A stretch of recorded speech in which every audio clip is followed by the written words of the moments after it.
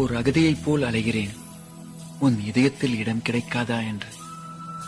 என்னாலும் உன்னையே பின்தொடர்கிறேன், நீ சுவாசித்த காற்றையாவது சுவாசிக்கலாம் என்று. உலகில் எல்லா கண்ணாடிகளை விடவும் உன்னை அழகாக பிரதிபலிப்பவன் நான் தான்.